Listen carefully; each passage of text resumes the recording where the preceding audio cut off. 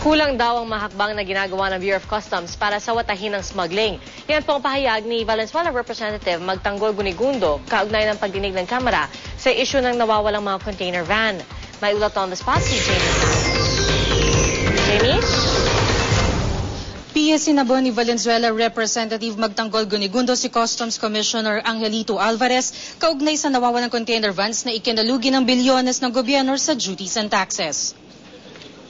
Sa pagdinig ng Ways and Means Subcommittee on Customs, Tariffs and Related Laws, sinabi ni Congressman Gunigundo na kulang ang mga hakbang na ginagawa ng Customs nang malamang may mga nawawalang container vans sa Port of Manila na patungo sana sa Port of Batangas. May 9 na raang container vans daw ang darating sana sa Port of Batangas, pero 3 container vans ang accounted na lamang ng 3 consignees ng Sea Eagle Trading, Consilian Enterprise at LCN Trading.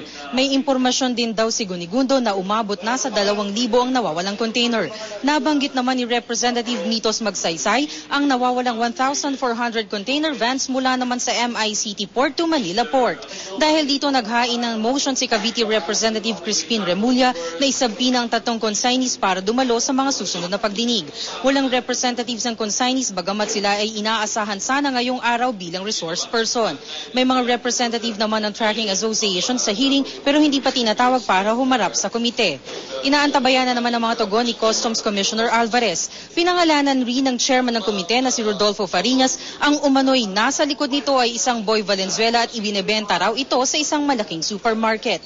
Nagpapatuloy pa rin itong pagdinig at dito nabanggit nga ng NBI na itong address ng 3 consignees ay not existing daw. Pero ayon sa BOC, existing daw ito at sa kanilang pagsasagawa ng investigasyon, existing daw itong address. Pero ngayon sinusulong na isang kongresista na magkaroon ng re-investigation at kailangan dumalo na sa susunod na pagdinig itong 3 consignees para masagot nila yung mga katanungan ng mga kongresista kung saan napunta o kung nakarating nga ba sa kanila yung kanilang mga container vans, Pia?